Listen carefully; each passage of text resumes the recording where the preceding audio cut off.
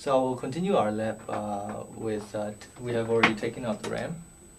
The computer has no RAM. You have noticed that the computer complains actually, and that there is no RAM. Okay, the only way that they can complain is through sound. The reason being is that there's nothing on the screen, because it's missing a temporary storage, which is the RAM.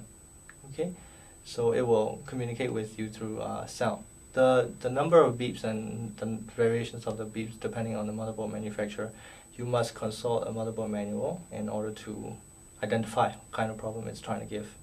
Okay, so the reason why it can give you some sound is that because it has a CPU, which is a central processing unit, which fetches some instructions from BIOS, basic input output system, which check for the RAM and graphic card. Those are the critical hardware.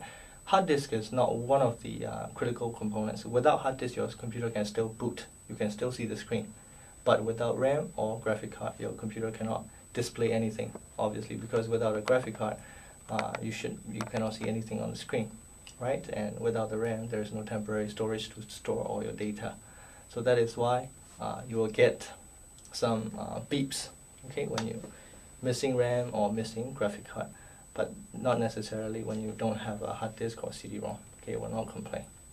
So let's take out that component, particular component, which fetches from the BIOS and try to execute a power on self-test. And without that particular device or central processing unit, your computer should not be able to power on, obviously because it's missing a major component, which is a central processing unit.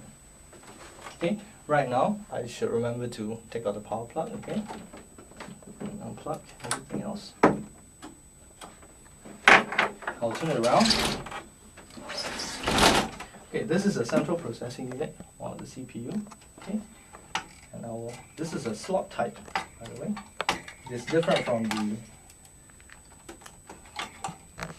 some of the types. Okay, you have to be very, very careful. Okay, it's quite dusty as well. I do not want you to take this out during the lab, simply because it's very difficult to take it out and put it back in correctly.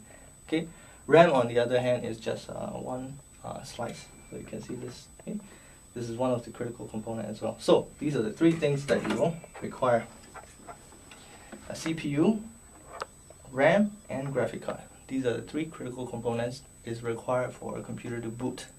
Without them, your computer cannot boot.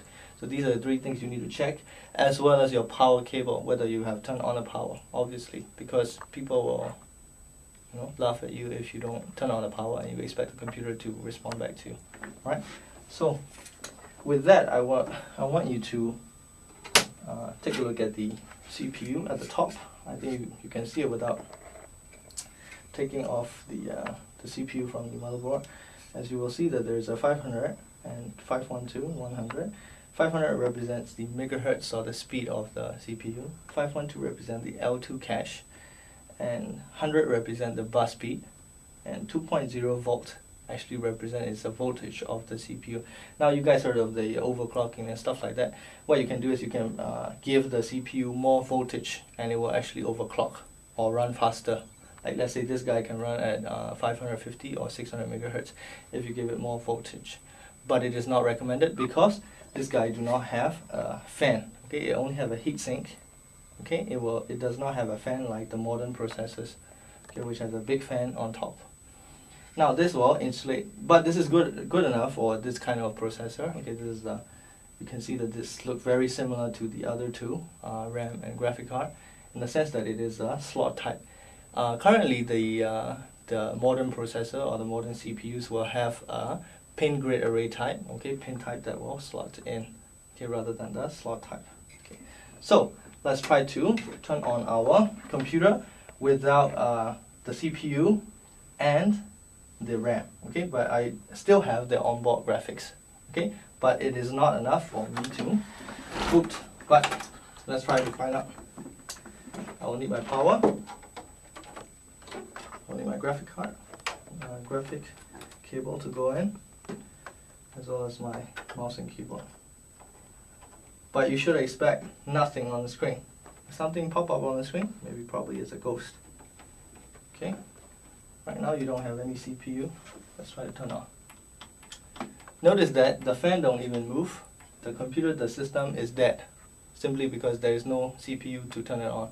You have a power in, you check the power, everything is running correctly. It should be running, but without the CPU, your computer cannot even power on. That is the reason why you need a CPU. It is one of the critical hardware. Okay, so with that, I'll unplug and take it out, and I'll put everything back in, including the CPU and RAM. Okay, so you will just carefully slide it in.